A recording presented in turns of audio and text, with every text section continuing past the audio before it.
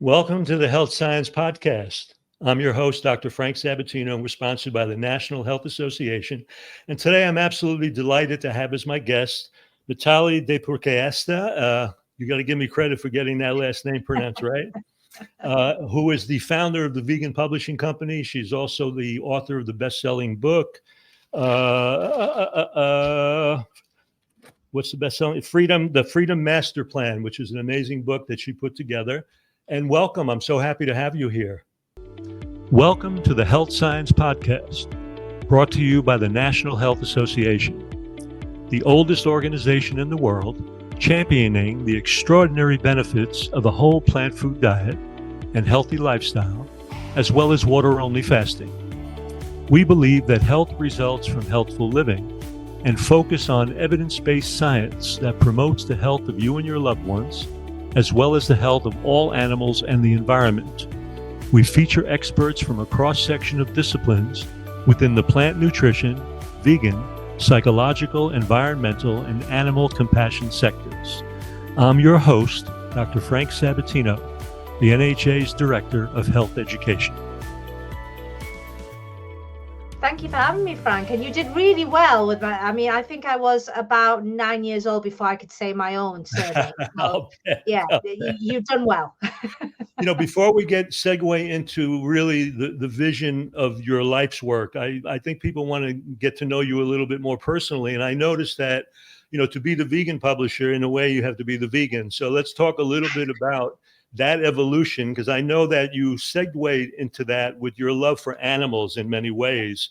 But I'm also curious if in your background growing up, there was some consciousness related to that in the way you dealt with food and lifestyle. So share that with the people if you can. Thank you. So yes, you're right. The veganism really started when my baby sister decided that she wanted a cat. I actually didn't want this cat, I'll be honest with you. We weren't a family that had pets in the home. We never had a family dog or anything like that. It's not really like a very Indian culture to have pets in the home. So when my baby sister decided that she wanted a cat, I was, no, I do not want fur everywhere in my house. But then she convinced the rest of the family. So I was outvoted and this cat turned up in my house. And then 2 weeks later, I'd fallen in love with her. She was just so intelligent, so sentient. And I guess I went down that typical rabbit hole when you just think, hang on a minute, if a cat is that intelligent, how much else have I got wrong? Because I thought animals are like, yeah, they're kind of intelligent, but they don't really know what's going on. And then realizing how much this cat Isha knew about us. She would even spend time, she would figure out which one had a bad day at work or who'd had a bad day at school, because my youngest sister was at school at the time. And she'd go and spend time with that specific person on that evening because she knew that person needed her support. I just thought, how is this tiny cat understanding all of this? So then I went down, we have Google. So of course, it's very easy to go down a rabbit hole when we've now got the world at our fingertips. So I started to research, well, how intelligent are cats? And then the horrifying realization, the cats are not even really all that intelligent. They don't even make it into the top. I don't even think they're in the top 10 of intelligent animals. The third most intelligent animals were pigs, and we eat those. And that's just that horrifying feeling of, oh my God, if my cat is this sentient, how much more sentient is a pig, and we're killing those as babies and eating them. So that's when, then I started to look into cows, how they have similar sentience levels to a cat. And I just thought, well, now I can't even be a vegetarian. I couldn't even do the halfway house and be like a vegetarian, because I thought, well, these cows are being impregnated and having their children taken away from them just so we could drink the milk and turn it into cheese and all these kinds of things. So I had to go the whole hog, and quite fitting there, the whole hog, and go vegan. So that was the reason. But in my background, I was actually vegetarian for the first 12 to 13 years of my life. Coming from an Indian background, a lot of Indian people are vegetarian anyway. So it makes me feel sad, because I feel if I was brought up in a different background, if I was brought up in India, for example, I probably would have remained vegetarian. But I was born and brought up in the UK. I lived in an area that was I was going to say predominantly white, but it's not even predominantly white. It was completely white. There was me and my family and nobody else of color for at least a 10-mile radius around us. Wow. Wow. So to fit in, especially as a teenager, we all know what it's like to be a teenager. You're very uncomfortable in your skin and you just want to fit in. For me to attempt to fit in with this completely different race of people that I looked completely different to, I must have made the subconscious decision that I need to start eating meat. I need to go and hang out with the cool kids at McDonald's and eat burgers and that sort of thing. So it's a shame that I went down that route, because it meant that for the next 20 years, I ate animals, and thankfully I came out of that and I went completely vegan in my mid 30s. But yeah, it just goes to show how you think a lot of your choices that you make, you've made yourself, that you're so empowered. You have to realize a lot of choices you make are within the confines of what you've grown up with, and Yeah, you don't even realize it. they're conditioned by that experience. Yes, Absolutely.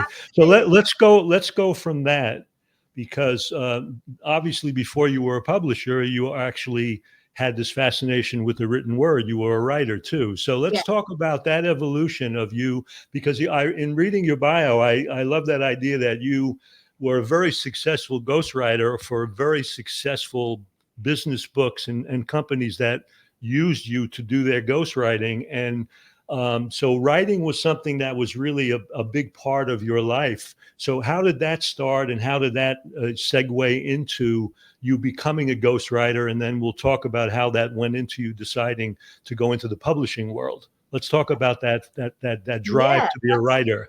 that's a great question. And actually, it links to that feeling of wanting to fit in and not fitting in, because, well, my family and I was born in the UK, but my family came from a very different country with very different rules and religions and ways of life.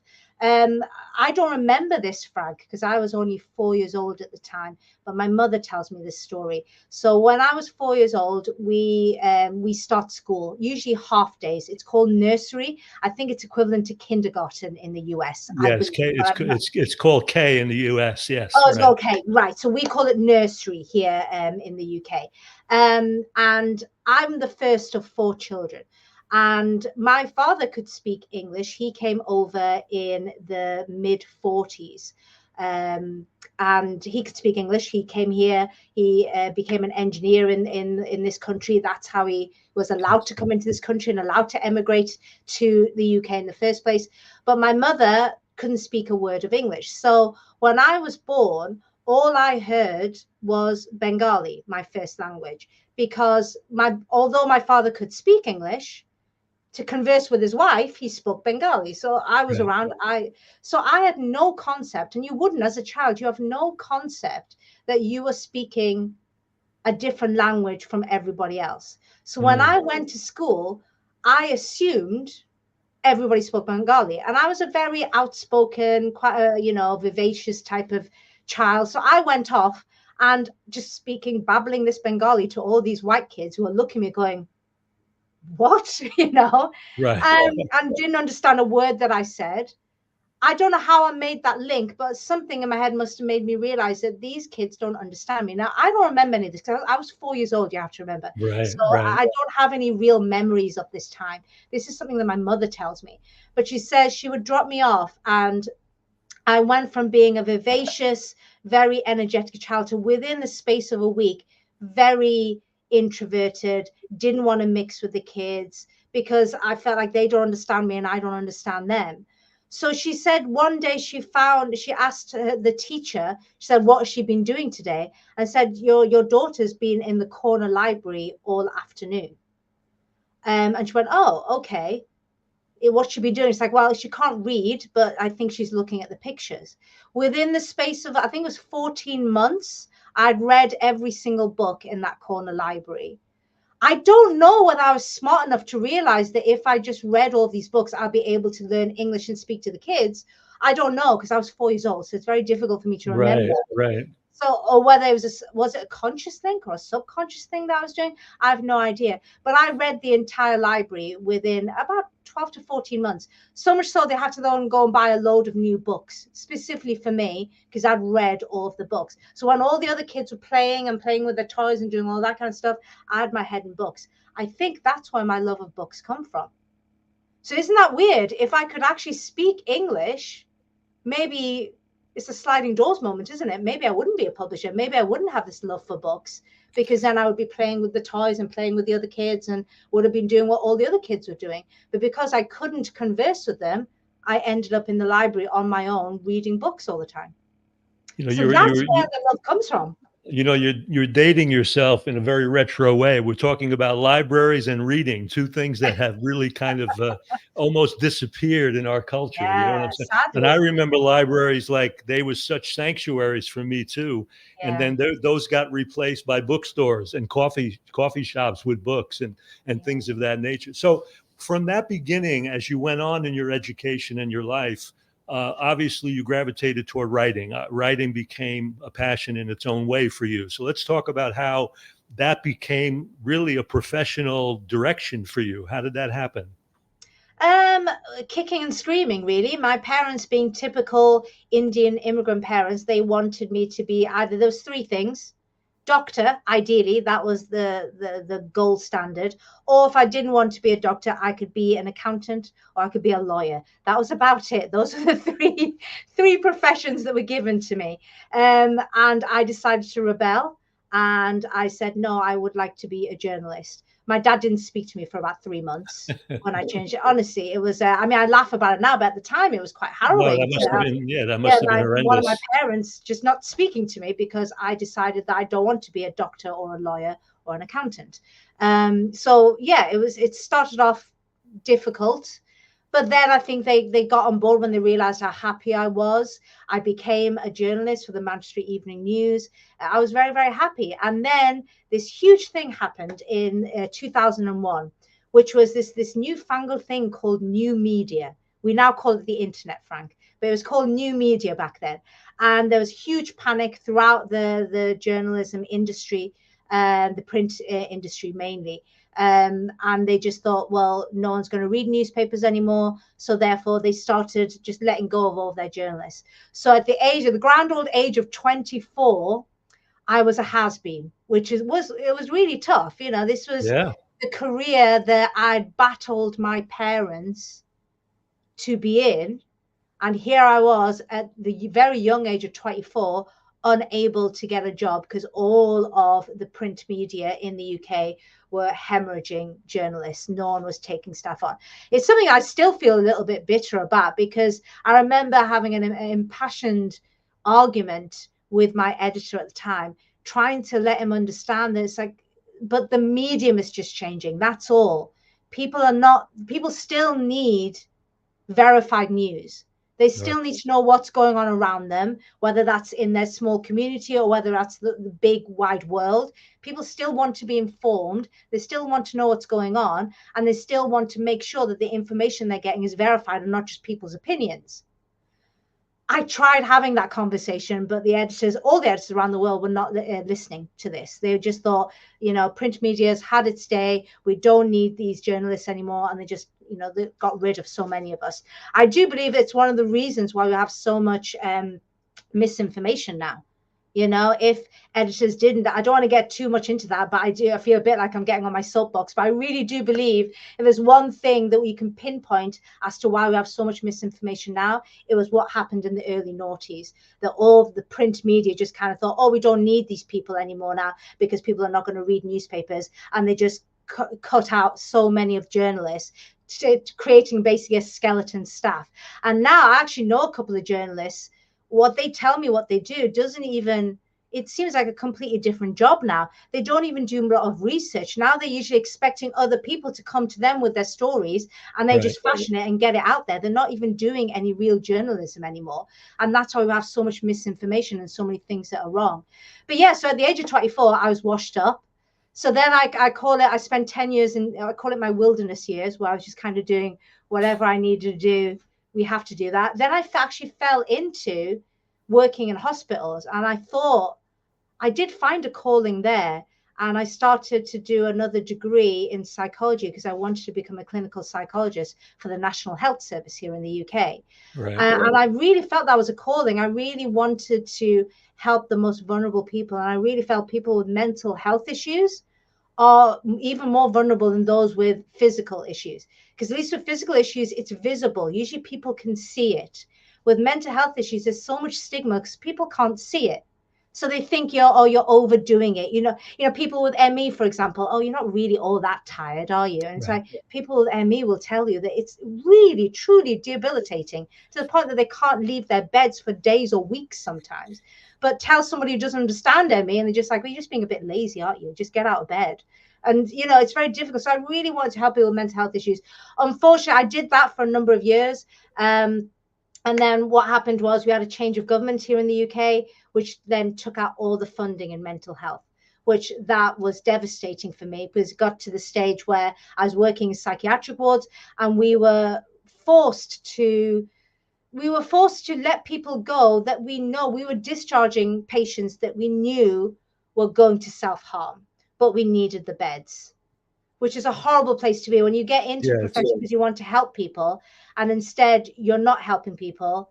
Now you're just discharging them because you need the beds. It was just a horrible place and it was affecting my mental health at this stage because I just wasn't doing what I really felt I wanted to do. So I came out of that.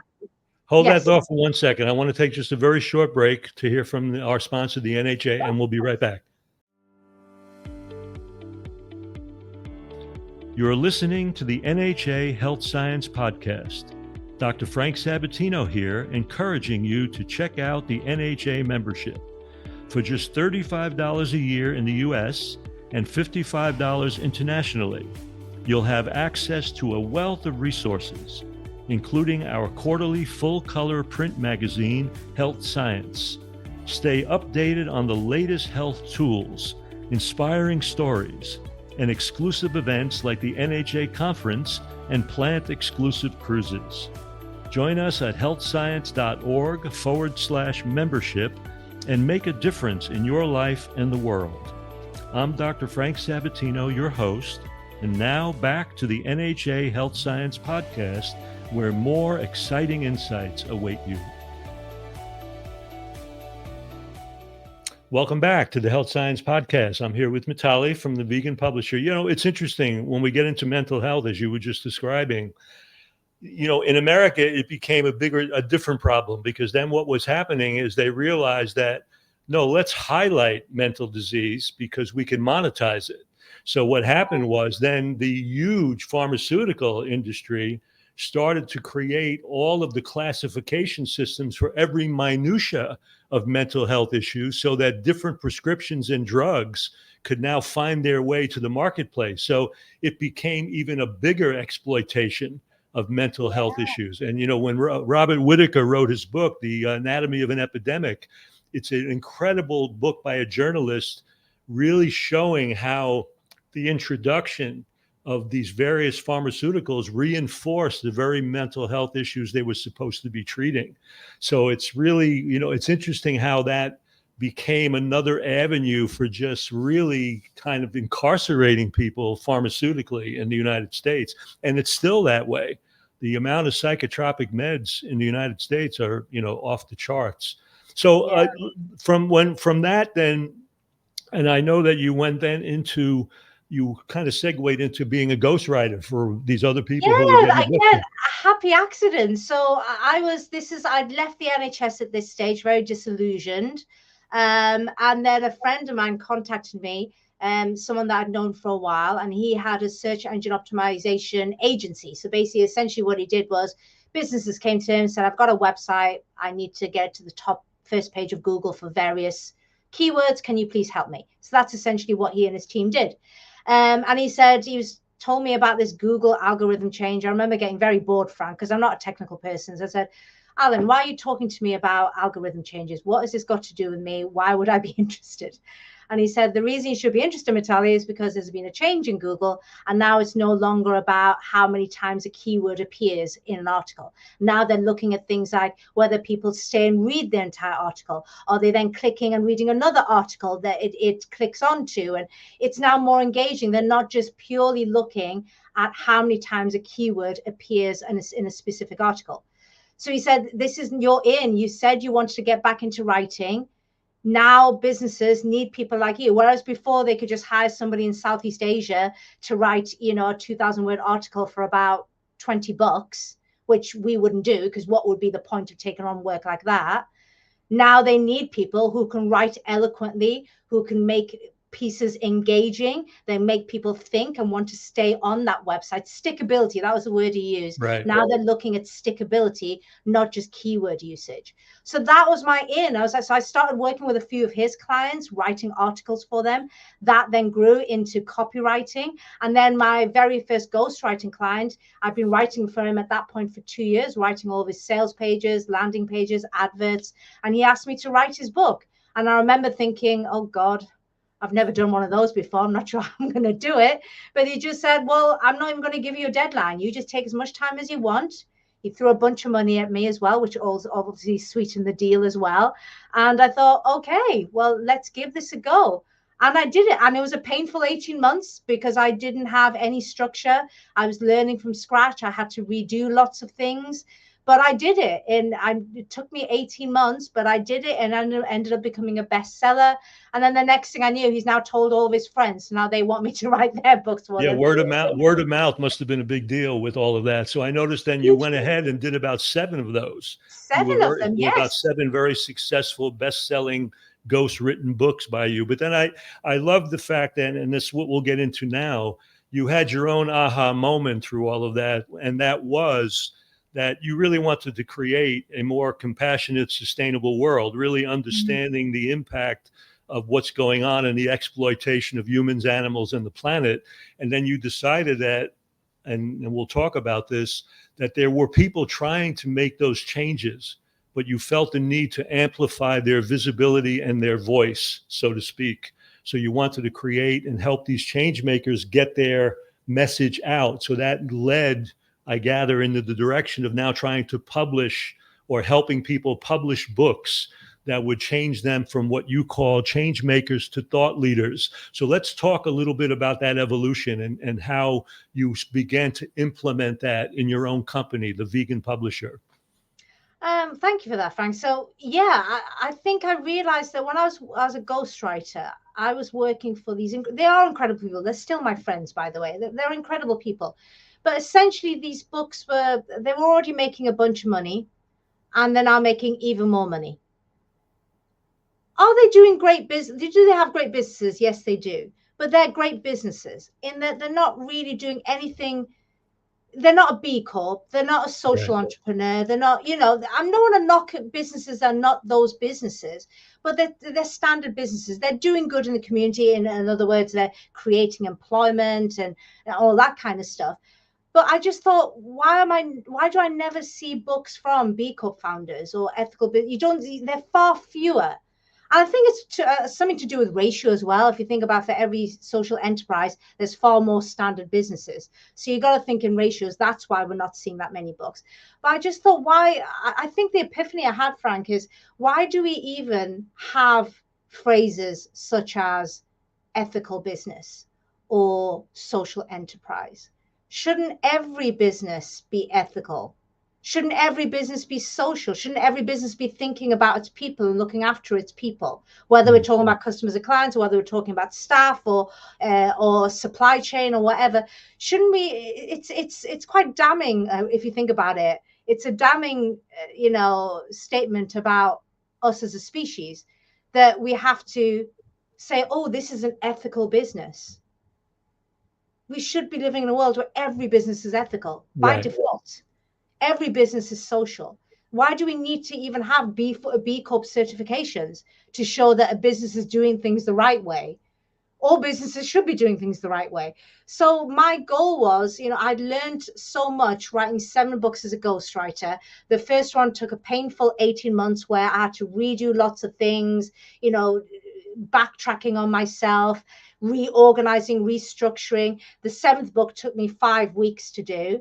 And that was while I was still working with 3 other clients, writing their articles and blogs and all the rest of it. So it wasn't even full time. And yet I was able to write an even better book in just 5 weeks. So I think the epiphany came that, oh, okay, by doing it, repetition is a great teacher, really, isn't it? Because I'd done it 7 times, I'd subconsciously created a structure and a step-by-step modality. So by the time when I did my 7th one, I did it in 5 weeks, and it was a better book than the one that took me 18 months to write. So then I thought, okay, well, why don't I show people this modality, show people the process, and they can write their own books? Because there's only so many books I can write myself. I mean, if I want to carry on as a ghostwriter, I could be a ghostwriter for B Corps and social enterprises and charities. I can do that, but I probably write, I don't know, maybe 5 or 6 books a year. I probably don't want to write any more than that, because I would just tire myself out. But if I can show people how to write their own books, I can help exponentially more people. And that's why, I mean, you are my 47th author that I published, and I'm about to publish my 48th, 49th, and 50th author by the end of this year.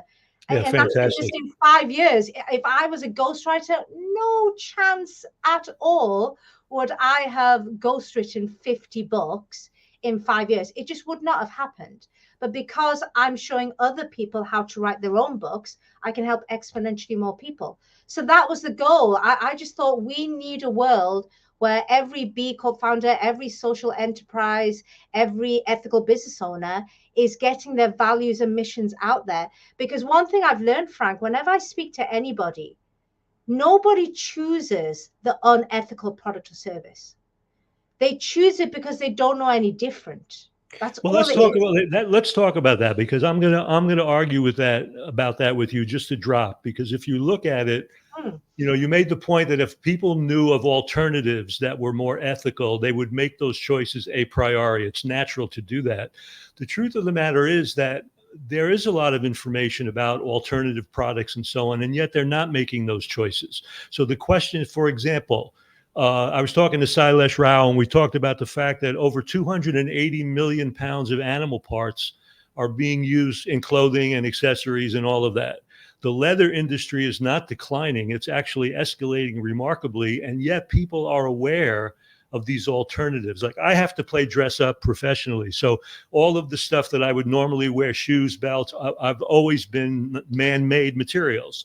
And there's so many companies now, as you know, that have kind of skyrocketed making those things available. Beautiful, beautiful products for dress up, for whatever.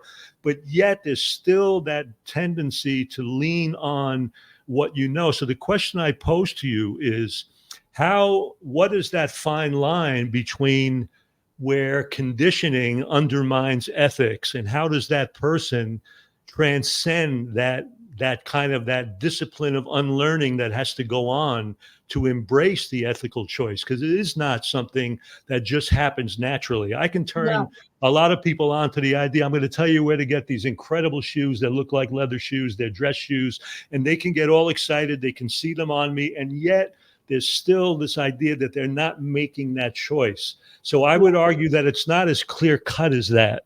And if you look at the leather industry itself, it went up about $28 billion in the last year in the United States. And by 2030, it's estimated that it's going to go from 400 million now to almost 800 billion. I mean, 400 billion to almost 800 billion.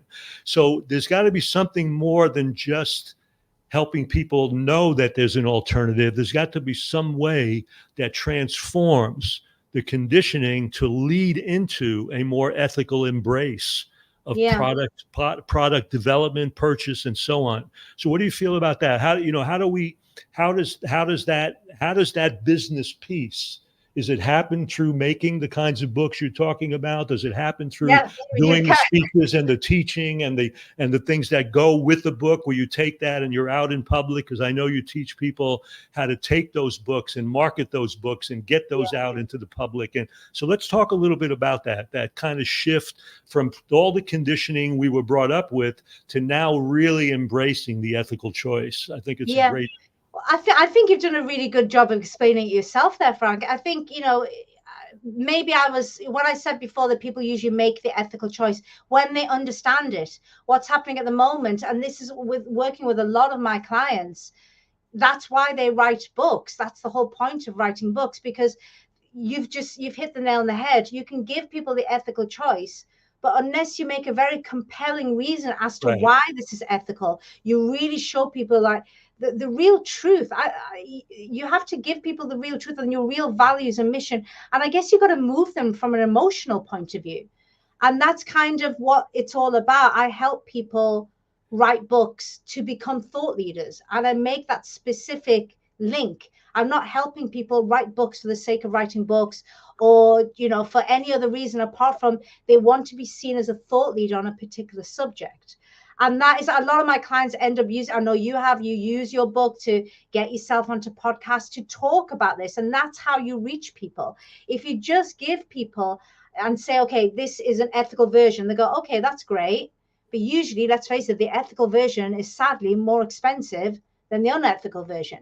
So unless you give a compelling reason as to why this is more ethical, and this is how books really work extremely well, because it's the most complete form of your mission, or some of my clients call it their true north or their manifesto. There's some people even call it their manifesto. That's going to become the main thing that people know you for. Now, granted, we did talk about this earlier. People reading books is dropping. The number of people. I want to address that, because, you know, you and I are people that have a kind of a passion for the written word. We do. And because we gravitate toward that, we see the power in speaking and writing. There's power in that. There's an incredible power for transformation. But the truth of the matter is the attention span of younger generations is absolutely disappearing. I saw an interview. I laughed about it, but I was taken aback about it. The biggest cause of anxiety in this group of millennials that they interviewed was the fact that they had to deal with videos that were longer than 1 minute on TikTok. Now, when I read that, I was kind of like, oh my God, who's going to read a 200, 300, 400 page book? Who's going to read a 25-page ebook with that mentality? So how do we really bridge that? How do we reinstate the idea? I understand your point. By making those books, you can amplify the voice of someone to really create that urgency and that idea of the power of this change that we need. But, you know, how do we do that in the face of this declining attention span and this kind of dumbing down of the world? How do you see that? Yeah. I would say with other kinds of books, it can be, quite difficult and quite a negative world where you're thinking, oh my God, there's fewer and fewer people actually reading books nowadays. So yeah, that is quite terrible. I don't worry about it with these kinds of books, and I'll tell you why, Frank. The reason why is the goal of these books is to turn somebody into a thought leader. Now, thoughts can be passed through in various mediums. It doesn't have to be through books. What the book is it becomes your true north. It's a way. I remember one of my clients, Amanda Redman. She wrote an amazing book we published about 2 years ago now, Dare to Be Fair. And one of the nicest things she said about it is, I've had all this information in my head for many years, but it was all mixed up everywhere in my head. It's now out in one cohesive piece in a book. Right. She's then been able to use that book, and she's done other kinds of long form media, such as doing long podcasts with people. I got it. She's also been able to give it to a social media expert who's been able to take ideas from it and turn it into reels. So yes, videos that are under 1 minute, because a certain generation can't handle videos more than a minute, which drives me crazy. But there we go. It's a different generation. You can reach that. I even have one client who reached out to me just a few days ago. He hasn't done this yet, but he's taken on a Gen Z member of staff. And what he's doing is he's given her his book, and he's saying, I want you to brainstorm TikTok content using the themes in this book. Cool. So she's going to go off. She's only 21 years old, but very bright.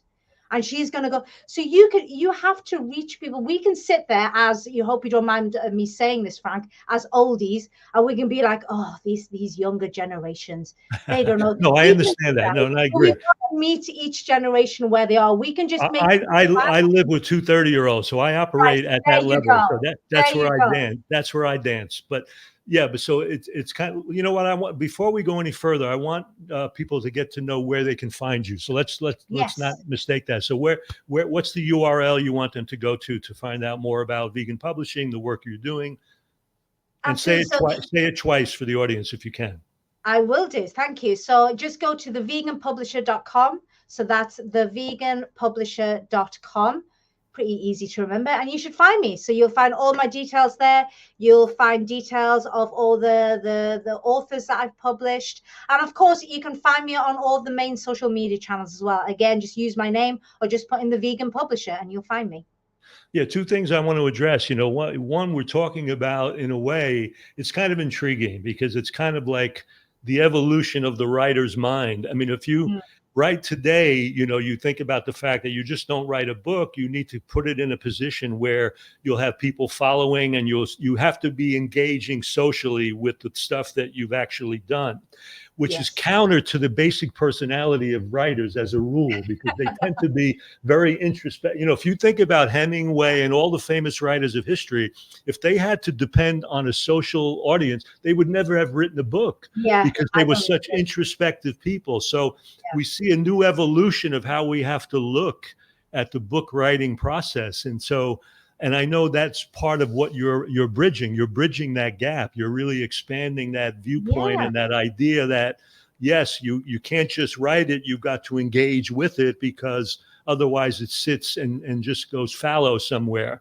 Yeah. And the other part of that is, and I want to talk about this, and that is, as you know, the traditional way of writing books is a very arduous, laborious, introspective process. And those of us that have done it the old way, and people that have done it the new way, it's very different. So you have an approach, which I love, in a very professional organization that you do, where you have your 3P approach. And I want you to share that with people, where you plan it, you then, you print, you do it, and then you perfect it. So you have, Yes. and then you tie that in with dictation. So it's not always just a laborious part. So talk about your 3P approach to writing books, because I think people out here that may be thinking about it may be thinking, oh my God, just like your original owners of businesses, they were probably so busy, they probably says, now there's no way I can write a book, so why would I even waste my time? So you showed them a different way. So let's talk about that process that you created for your company. Yeah, so this is a process that I used myself, and it came from, as I said before, my very first book that I go through took me 18 months, and it was painful. And then the seventh book, my final book as a ghostwriter, it only took 5 weeks, and even then, it wasn't even full time. I was still doing work for other Right, clients right, at the same right. time, and I created an arguably better book than the very first book I wrote. So it was one thing I realized that I did in my very first, well, I would say the first 2 or 3 books that I ghostwrote, is I did this kind of stream of consciousness writing. So because I didn't have a structure, this is how most people write. They have an idea, they have a rough idea of what they want to put into each of the chapters. So they may sort of like, get a list of chapters. So they'll work out the structure there. Then they'll have a rough idea what needs to go into each chapter, and then they start writing. But what usually happens is, as you, and you maybe this has happened to you, Frank, as you start writing, other ideas come to the fore, things that you didn't think of. So you're like, oh yeah, I need to add this in. But now you've already written something. So now you're thinking, well, how do I weave this in to what I've already written? If it comes much later in the book, now you're thinking, I need to go back and rewrite certain sections of previous chapters to make that thing fit in. I always jokingly say books are not like Lego. It's not like you can just take one brick off and add it to somewhere else. That's not how books work. Right. You have new ideas. You need to now rewrite sections to weave that in. That can cause a lot of overwhelm.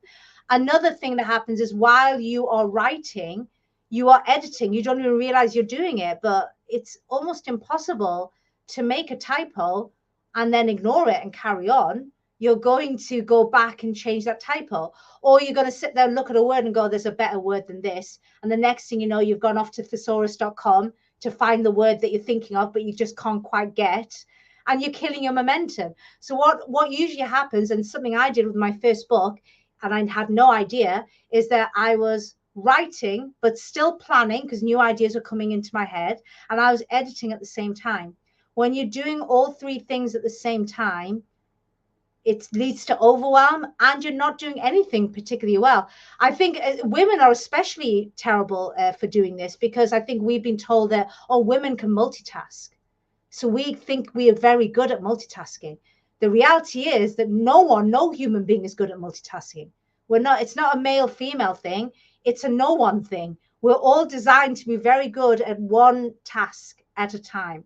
Because when you do more than one task, you're diluting your attention.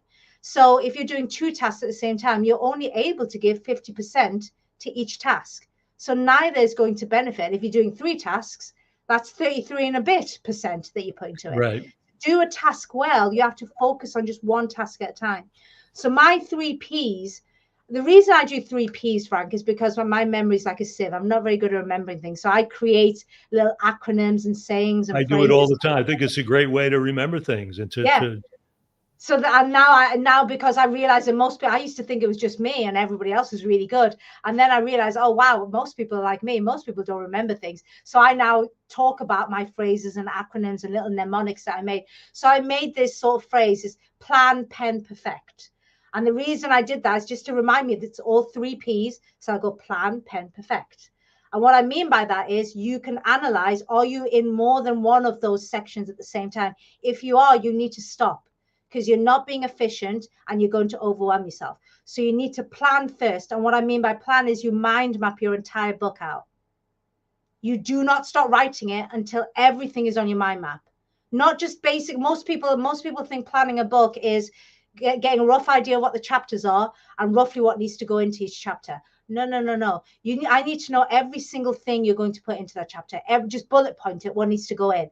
You need to bullet point in whether you're going to add an infographic, or you're going to cite a specific medical report, or you're going to add a famous quote in there. Everything needs to be bullet pointed in there. So that way, just to give you an idea, my clients, when they mind map their books, they'll have anything between 300 to nearly 1,000 points on their mind map. That is how much detail you need to go into. Mm-hmm. Once you've got a mind map, what the wonderful thing about a mind map is, which you can't do when you start writing a book, is you now have a bird's eye view of your book. So now I even have clients who looked and they went, oh my God, I've repeated myself here. I can delete this section because I've already said it. They can move things around. They can look and go, oh, this is basic information, but it's gone into chapter 8. Really, this should make more sense in chapter 2. But before they move it, they can see what they've already got in chapter 2 and see, does it make logical sense to add it in there? Right. Imagine how difficult that is to do when you've already started. Say you've now want to move something from chapter 8 to chapter 2. As I said before, books are not like Lego bricks. Now you're going to have to rewrite vast chunks of chapter 2 to make sure that thing fits in. When you're doing on a mind map, you can just go, okay, that works, and I'll move it in there. So you've now completely separated planning from pen, which is what I call writing. Right. Once you finish your mind map, then you write. Now, how do you make sure you stay in pen section, the writing section, and you don't accidentally go into editing, which is the perfect section? Well, I get my clients to dictate their books, because when you're dictating, well, look at me. I'm talking now. A few times I've stumbled over my words. There's nothing I can do about it. I can't go back in time now and edit what I've just said to you, Frank. It just comes out. Whereas when you're typing, you can physically see the words forming. And if you can physically see the words forming, it takes the willpower of an absolute saint to not go back and change things. It's words are begging for you to edit them. If you see a typo, you're going to go back and put the correction in there. If you see, that needed a comma, or I needed to put a question mark in there and I forgot, you're going to go back and do that. That kills your momentum. So I get my clients to dictate their books. I've had clients who've written even quite big books, 60,000 words, and they've been able to dictate their drafts, their first draft, in about 13 to 15 hours. Right. Which, when I tell people 60,000 words in 15 hours, they go, that's impossible. You can't write 60,000 words well, yeah, if you're typing it, you can't. First of all, you're much slower at typing anyway. And Right. secondly, the momentum, you're breaking momentum every single time you go back to change things and edit things. When my clients dictate, they just talk. They're talking just like the way we're talking right now, very conversational. They just talk their book out. Then once they've dictated the entire thing out, they amass all of their transcriptions. They know exactly which order it needs to go into because they've got their mind map, so they can see what order they need to put it in. Now they can read through the entire thing and they can perfect it. And they can do all the basic edits before it goes over to an editor who can then polish it perfectly. And that's But the by perfect. doing it That's the perfect part at that point. exactly. Yeah. But Right. it's separated out. And like I said, I don't blame anybody for doing all three things at the same time. Hopefully someone listening to this is actually getting an aha moment and going, oh my God, I do that. We don't even realize we're doing it. I did it for my first 3 books because I just thought that's how you should write books. Right. Maybe we've been conditioned to look at these, we watch Hollywood films and you see these tortured writers, and they sit in front of a typewriter and they suddenly get inspiration, and then this inspirational book comes out of them. Yeah, that's not reality. That's Hollywood, and Hollywood is nowhere close to reality. That is not how good books are written, sadly. Yeah. That's not how it works. It may happen if you're Hemingway, but for the most part, it Yes, you need to doesn't. be a genius. You Yes, know? you need to be a genius, but No, but normal folks like me. the strategy is fantastic. I agree with you. I think Yeah. I think it could really help just about anyone get their message out in a more, expedient manner and in a more together manner, which I think is fantastic.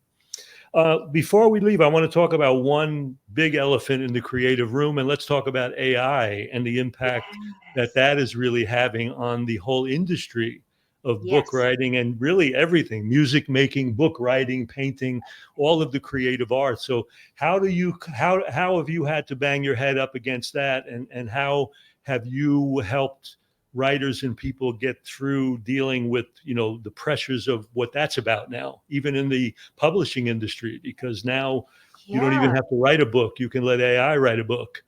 Yes, you can. So I've been lucky in the field that I'm in, because I'm creating thought leaders.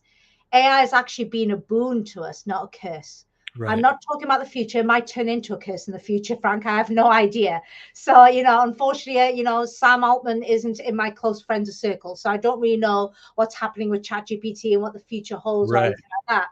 But it's been a boon to us in that it's allowed my clients to now be even more efficient. So I've even said, okay, this chapter is looking a bit sparse. I've looked at their mind map, for example, and said, okay, this chapter is looking a bit sparse. Let's put a few of these bullet points into ChatGPT, or we also use Gemini or Claude. That's my Right. favorite model that I use. That seems to be more creative than ChatGPT, so really good for writers. So that's a tip. By the way, if you're writing, look at Claude.ai.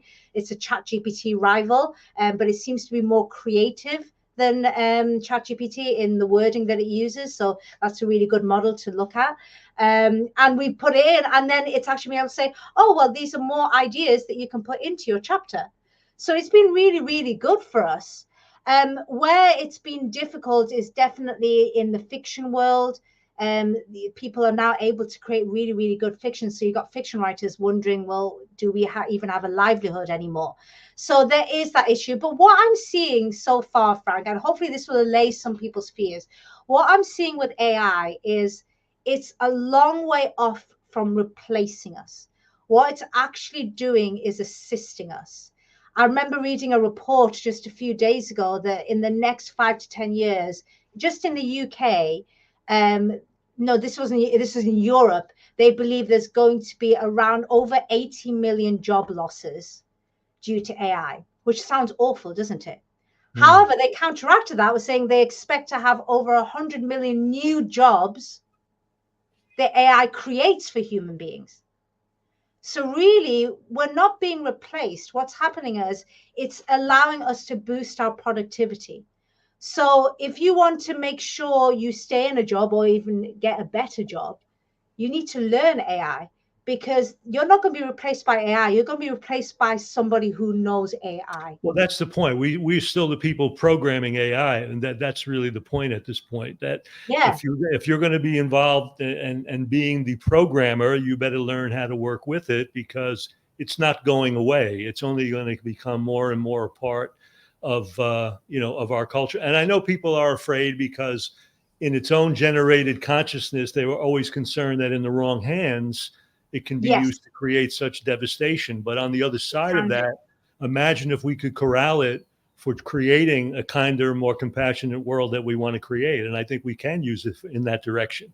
So the question will be, we're kind of at a fork in the road. Which way are we going to go? Are we going to really use this technology to create a kinder, gentler, more sustainable world? Or are we going to go down a rabbit hole and harm each other with it? And I think I'm hoping that we make that choice, because it could be like you say, it could be a very valuable tool on many levels for improving quality of life if we use it the right Yeah, way.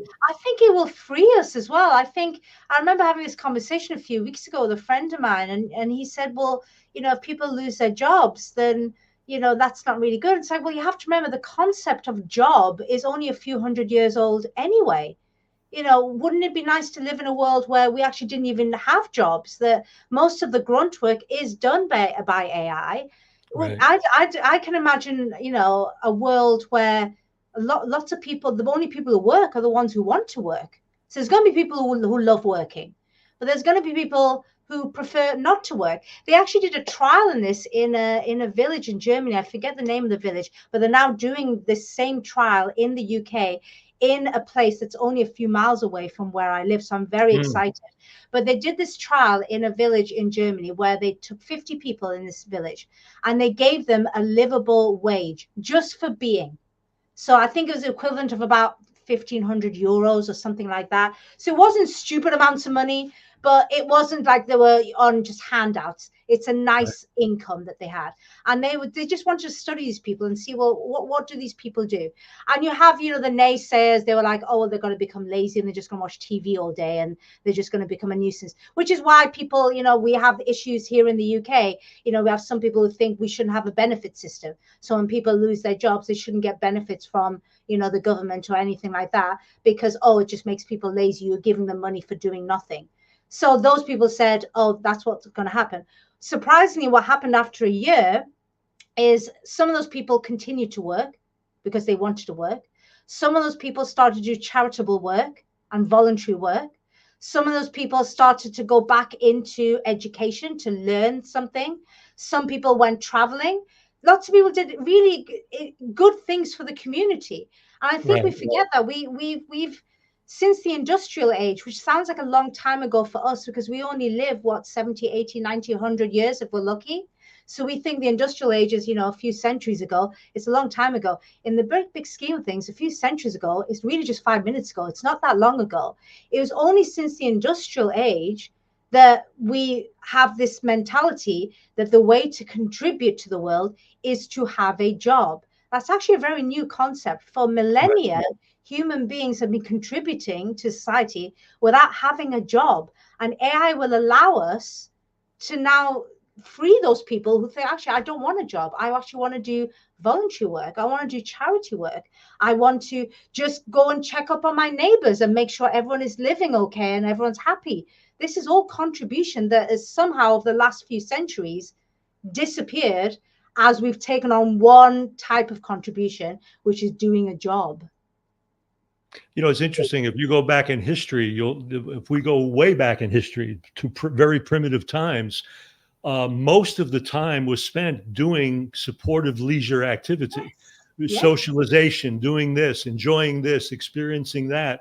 And I think if you think about most people's jobs, for many people, they have soul-sucking jobs that if they had an opportunity to do anything else that would make even some positive contribution in their lives and the lives of people around them, I believe that they would choose those. So I hope that that whole mentality, as you mentioned, the job mentality, can shift into finding people ways to really make contributions rather than feeling like they have to be caught up in industries and jobs that really wind up being very soul sucking. And it's not really a major benefit to society at large.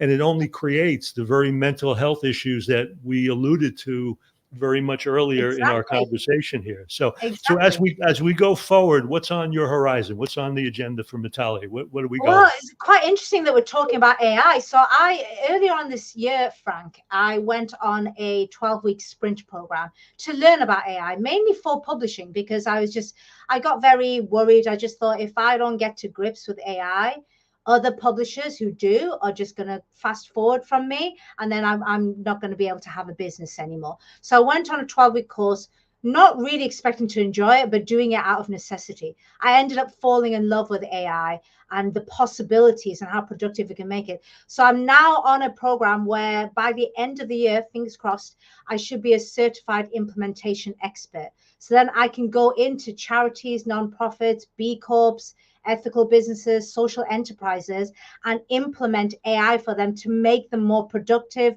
more efficient, more Beautiful. profitable, and therefore more impactful. So it surprised a few people, because a lot of people thought I live and breathe books. That's all I'll be doing for the rest of my life.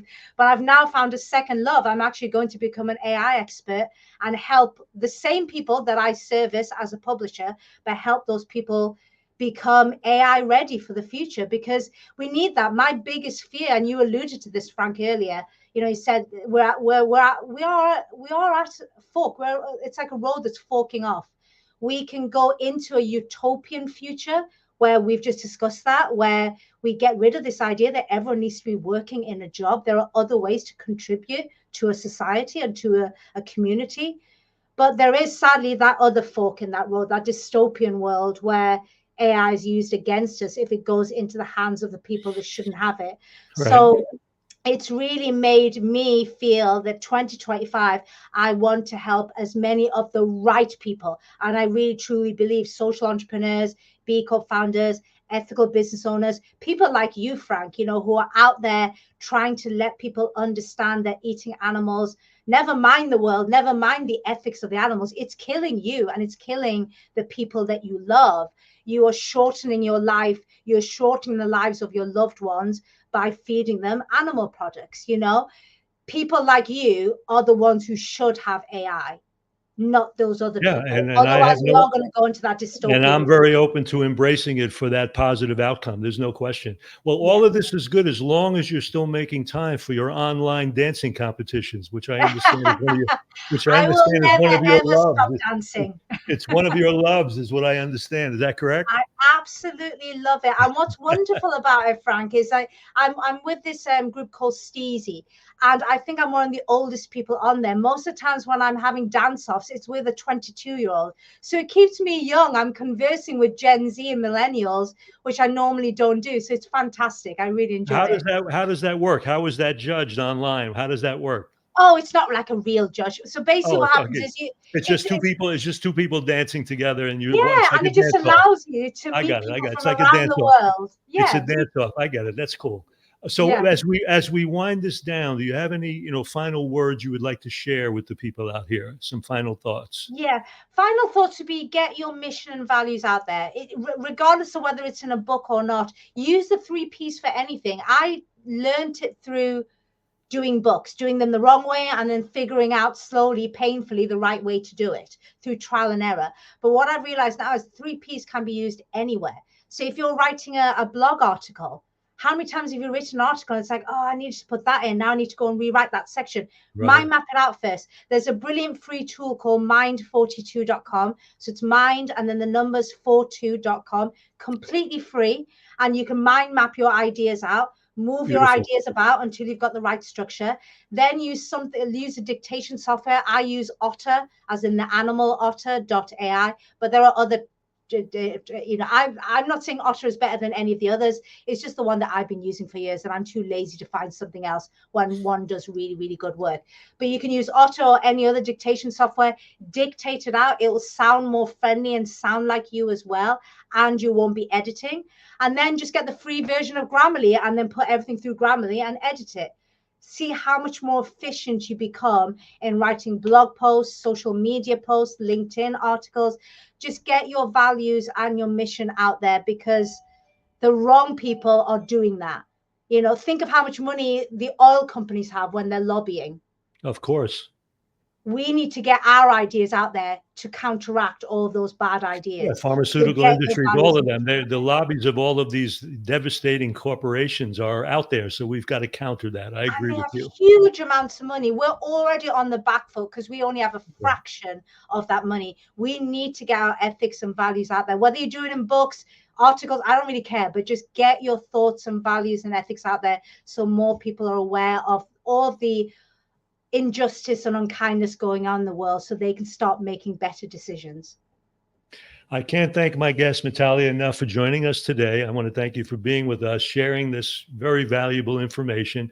And I have to say, I urge you to follow her or follow theveganpublisher.com if you have interest in getting that message out, working to getting a book published. I will say that, the book I just recently published was published by her and her company. The level of professionalism and the level of support was so profound that it could not have been done without that. And again, I'm very thankful for you for that. And I think anybody in our audience that was wanting to get their message out and do a book should seek you out. So that location is scrolling across in the show notes. And I want to thank everybody that's joined us here today for joining and being part of this very active, healthy community. And on behalf of the National Health Association, I'm your host, Dr. Frank Sabatino, and I look forward to being with you on the next episode of the Health Science Podcast. Thank you, Mitali, so much. Thank you. You've been listening to the Health Science Podcast, brought to you by the National Health Association. Thank you for joining us today and for your commitment to evidence-based health science that backs a whole food, plant-exclusive lifestyle and contributes to the well-being of all people, animals, and our environment. I'm your host, Dr. Frank Sabatino. Be sure to leave a rating and a review, and we'll see you on the next show.